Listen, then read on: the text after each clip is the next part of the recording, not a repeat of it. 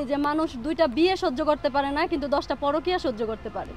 আমাদের 2টা রুম আছে, তো 2 বউকে আমি একদিন একদিন করে টাইম দিই।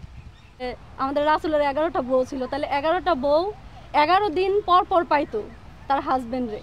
তারা যেভাবে থাকছে আমি কেন পারবো না? কারণ আমি তাকে ভালোবাসি, ভালোবাসার টানে আমি সতীন দেখেই সতীনের সংসারে আসছি। আমাকে প্রথম বলছিল যে আমার একটা ছোটোবেলার বান্ধবী আছে, তো ওই আগে ওর সাথে আমার রিলেশন ছিল, তো ওই এখন আসতে চায়, তো তুমি কি কও? আমাকে বলছিল। তা আমি বলছিলাম যদি ভালো হয় তাহলে তো নিয়ে আসা যায়, আমার ঘরে থাকবে আর আমি সেরকম করে রাখবো। তো ওই বলছিল যে তুমি কি মেনে নিতে পারবা? তা আমি বলছি হ্যাঁ। আমি বলছি হ্যাঁ। পরে ওই ওই আমার কথা রেখে ওকে বলছিল যে আমার বউ মানছে, তুমি কি আমার ফ্যামিলিতে আসবা? পরে ওই বলছে যে আমি দেখি, আমার টাইম লাগবে একটু। যে আপনার কখনো মনে হয় না যে আমার স্বামীর ভাগ আমি অন্যকে দিব, এটা কখনো ফিল হয়েছে না? না, এটা ফিল হয় নাই। কেন? ঘরে ঘরে এখন পৃথিবীর সবাই সব কিছু ভাগ দিতে চায়, কিন্তু স্বামীর ভাগটা দিতে চায় না, কিন্তু আপনি সেই ক্ষেত্রে কেন ব্যতিক্রম?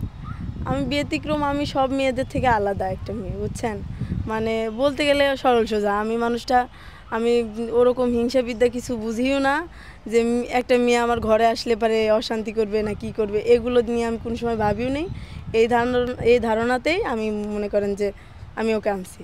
আর এটা 4টা বিয়ে করার আছে, ইসলামিক অনুযায়ী আছে, সেজন্যই মনে করেন আমি ইচ্ছাকৃতভাবে ওকে নিয়ে আসছি ইসলামিক অনুযায়ী। আপনার কি মনে হয় যে আপনার ফিউচারে যে আপনার কোনো বাধা আসবে না এই সতীনের দ্বারা, এটা কি আপনি মনে করেন? হ্যাঁ, এটা জীবনেও মনে করি না যে আমার সতীন এরকম কাজ করবে, এটা মনে করি না। আর আপনার এই বিয়েটা করে আপনার কি লাভ হয়েছে? আমার লাভ বলতে কি যে আমি অনেক অসুস্থ হই, অসুস্থের সময় ওই আমার পাশে থাকে। আবার হলো আমার হাতে পাতে কাজ করে আমার সাথে। আমি একান্ত বেড়াতাম আগে, তো আমার স্বামী সময় পায় না, আমার একা একা বাজার করা লাগে, সেই টাইমটুকু ওর সাথে করে বাজার করি। আবার আমি অনেক বোরিং বাসায় থাকতে, তো ওই আমার সাথে বাসায় থাকে। এই তো এইগুলো হিসেবে মনে করেন যে আমি সুখী আমার। হ্যাঁ, এখন আরেকটা জিনিস জানতে চাই, সেটা হচ্ছে যে যখন রাতে আপনার স্বামী একদিন করে একজনকে টাইম দেয়, যেই রাতে আপনার কাছে থাকে না স্বামী, সে রাতে আপনি কিভাবে কাটান? সে রাতে আমি কিভাবে কাটাই বলতে গেলে মানে আমি তো একটু তাড়াতাড়ি ঘুম আসে, আমি একটু ঘুম পাগল, বুঝেছেন? তো আমি আমি ওই রাতে তাড়াতাড়ি ঘুম আসে যাই, ওটা বোঝা নাই, ঘুম আসে যায়।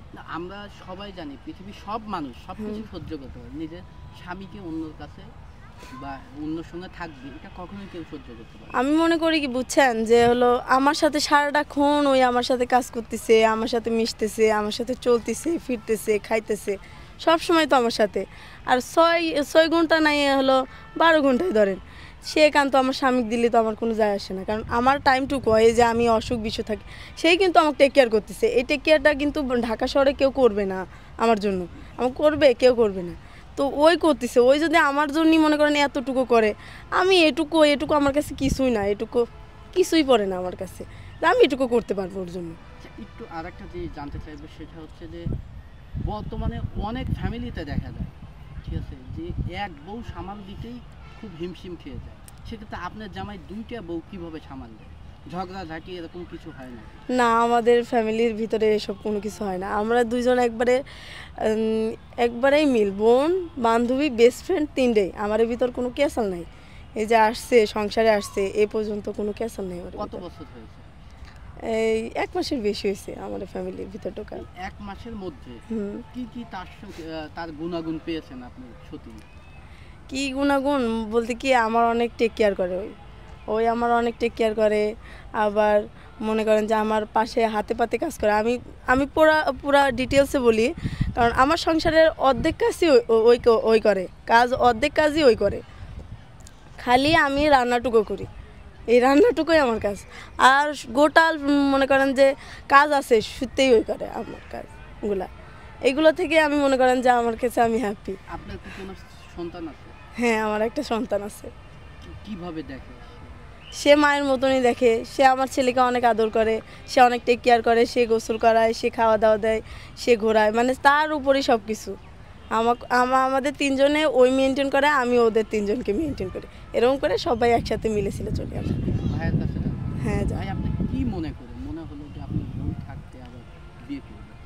আসলে আমার বিয়ে করার কোনো ইচ্ছাই ছিল না। তো ছোটোবেলায় ওর সাথে রিলেশন ছিল, ওর আগে একটা বিয়ে হয়েছিল অন্য জায়গায়। বিয়ে হওয়ার পরে ওইখানে ডিভোর্স হয়ে যায় কোনো কারণে, অনেক মানে ছেলেটা ভালো ছিল না, তো এই জন্যই মনে করেন ওইখান থেকে ডিভোর্স হয়ে যায়। ডিভোর্স হয়ে যাওয়ার পরে ও বিয়ে বসবে এরকম মন মানসিকতা ছিল না। তো হঠাৎ করে অনেক বছর পরে ও নিজে আমাকে নক দিছে। নক দেওয়ার পরে কথা বলতে বলতে ভালো লাগা সৃষ্টি হয়েছে। পরে আমি আমার ওয়াইফকে জানাইছি যে ছোটোবেলায় আমার একটা বান্ধবী ছিল, আমার ক্লাসমেট, আমরা একই এলাকায় বড় হয়েছি, তো ও আমাদের ফ্যামিলিতে আসতে চাচ্ছে বা আমি আনতে চাচ্ছি, তুমি কি বলো? তো বলছে আচ্ছা ঠিক আছে, আমার সাথে কথা বলে দাও, যদি বনিবনা হয় নিব না কেন, অবশ্যই নিব। পরে দুইজনকে কথা বলে দিছি, দুইজনের ভিতরে আন্ডারস্ট্যান্ডিং হয়েছে, তো দুইজনকে মাইনে নিছি। আপনার কি একবারও মনে হয় না যে আপনি একটা বউ চালাতেই এখন পুরুষরা হিমশিম খেয়ে যায়? আপনার মনে হয় না যে দুইটা বউকে আমি চালাতে? আমি এটা এই জন্যই মনে করি না, কারণ রিজিকের মালিক তো আল্লাহ। এই জন্যে ও যেহেতু আমার ঘরে আসতেছে, আল্লাহ ওর রিজিক দিয়ে ওরা আমার ঘরে পাঠাইতেছে। আর সবচেয়ে বড় কথা, আমার যদি এখন 4টা মেয়ে থাকতো, আমি কি ওই মেয়েগুলোরে পালতাম না? তো যে ব্যক্তি 4টা মেয়েরে পালতে পারে, সে কি 2টা বউ পালতে পারবে না? ওগুলোও মেয়ে, এই 2টাও তো মেয়ে। এই জন্যে আর কি ওই চিন্তাটা আমি কখনো করি নাই। আমি যা খাই ও তা খায়, ও তা খায়, সবাই মিলে দিলে একসাথে। অনেক সময় তো মেয়ে বলেন ছেলে বলেন সবারই চাহিদা একটু অন্য, বেশি কিছু থাকে। অনেক সময় বলতে পারে না যে না আজকে তুমি আমার কাছে থাকবা, আজকে যাইতে পারবে না, এরকম কখনো হয়েছে? না না, এরকম না। আমরা যেটা রুলস করে নিছি একদিন করে, এটার বাইরে ওরা কখনো যায় না, এই পর্যন্ত যায় না আর কি। তো ভবিষ্যতে কি এরকম থাকবে? ভবিষ্যতে আসলে এটা আমাদের বলেই নেওয়া আছে শুরুতে যে এর ব্যতিক্রম আমরা করব না কখনো, যত যাই হয়ে যায়। আর অসুখ বিসুখের বিষয়টা অন্যরকম, দেখেছে ও একটু অসুস্থ, তখন ওর সাথে নিয়ে ওর সেবা করি, ওইটা হিসাব আলাদা। কিন্তু এমনি নর্মালি আমরা এই নিয়মটা মেনটেন করে চলি, যাতে করে আমাদের ফ্যামিলিতে প্রবলেম না হয়। আপনার ফ্যামিলিতে কি কি সমস্যা হয়েছে একটু জানতে চাই। আমার ফ্যামিলি থেকে তেমন কোনো ঝামেলা হয় নাই, যেহেতু আমার বাবা নেই, আমার মা আছে। বাবা অনেক আগে মারা গেছে, তো এই জায়গা থেকে আমার মা আর কি তেমন কিছুই করে নাই, ঝামেলা করে নাই। বলছে ছেলে করছে আর কি করব। আর ওর ফ্যামিলি থেকে সবাই মেনে নিছে, মানে আমার বড় বউর ফ্যামিলি থেকেও মোটামুটি সবাই মেনে নিছে। কিন্তু ছোটো বউর ফ্যামিলিতে একটু ঝামেলা হচ্ছে, তো ইনশাল্লাহ তারাও হয়তো অতি শীঘ্রই মেনে নেবে। আপুর কাছে একটু যাব। আপু কি মনে করে দুইটা, একটা ছেলে আছে বউ আছে, তারপরে এই ছেলেকে আপনি কিভাবে বেছে নিলেন যে আপনার জন্য সুখ হবে? আপনার তো চাইলে একটা সিঙ্গেল ছেলেকে পেতেন, এবং সে হচ্ছে আনম্যারিড, সুন্দর, সব কিছুই পেতেন, হয়তো বা গরিব হতে পারত, কিন্তু এর মধ্যে কি পেলেন যে একটা বিবাহিত ছেলের কাছে আপনি আসবেন? কারণ আমি ওর অনেক ভালোবাসি। ওর যদি আরো 10টা বউ থাকতো তাও আমি আসতাম। কারণ আমি দেখে শুনে আসছি যে ওর বউ আছে, বাচ্চা আছে, আমি সব কিছু মাইনেই আসছি। একটা সিঙ্গেল ছেলের কাছে গেলে যে আমি সুখে থাকতাম তাও কিন্তু গ্যারান্টি নেই। একটা সিঙ্গেল ছেলে যে ভালো হয় এটার কোনো গ্যারান্টি নেই। কিন্তু ওরে আমি ছোট থেকে দেখছি, ওর সাথে খেলছি, ওর সাথে স্কুলে গেছি, ও কতটা ভালো আমার এলাকার মানুষ জানে, আমার ফ্যামিলি জানে, আমি জানি।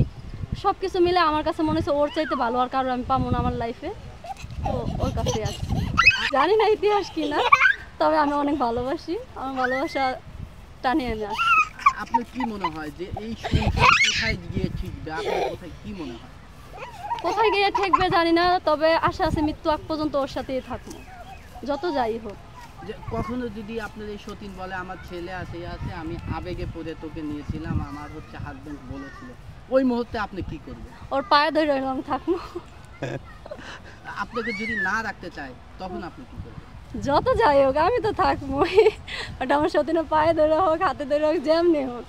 আচ্ছা, আপনার কি কখনো মনে হয়েছে যে এই যে এক রাত ভাগাভাগি হয়ে গেছে, যেই রাতে আপনি থাকেন না তার সন্তান আছে, সে থাকতে পারে, আপনার তো ছেলে না, তা আপনি যেই রাতে আপনার হাজবেন্ড আপনার পাশে নাই সেই রাতে আপনি ঘুমান কিভাবে?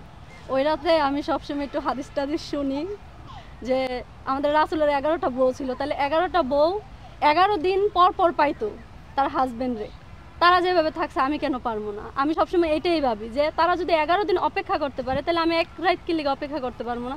সারাটা দিন তো আমার সাথে সময় কাটাইতেছে, আমরা একসাথেই সময় কাটাইতেছি রাত্রে 12টা 1টা পর্যন্ত। আর সামান্য কিছুটা সময়ের জন্যই তো আলাদা, সমস্যা নাই। অনেকেই দেখা যায় পরকীয়ায় লিপ্ত, পরকীয়ায় লিপ্ত, বউ থেকে আর একজনের সঙ্গে পরকীয়ায় লিপ্ত। সেক্ষেত্রে আপনি একটা ম্যারিড ছেলেকে বিয়ে করেছেন, আপনি পরকীয়াও করলেন না, কারোর সঙ্গে দিলেন না, এই বিষয়টা আপনি কিভাবে দেখেন? পরকীয়া লিপ্ত কারণ আমার কাছে মনে হয়েছে যে না, এগুলো করার চাইতে একটা বিয়ে করা ভালো, তো ওইটা মনে করে আমি বিয়ে করছি। আর পরকীয়ার হিসাবটা হয়েছে কি যে মানুষ 2টা বিয়ে সহ্য করতে পারে না, কিন্তু 10টা পরকীয়া সহ্য করতে পারে। এটা হচ্ছে এখনকার সমস্যা। এখন আমার হাজব্যান্ড একটা বিয়ে করছে দেখে আমার হাজব্যান্ডের মানুষ খারাপ কয়। এখন যদি আমার হাজব্যান্ড বউ রেখে যদি 10টা পরকিয়া করতো মানুষ খারাপ বলতো না।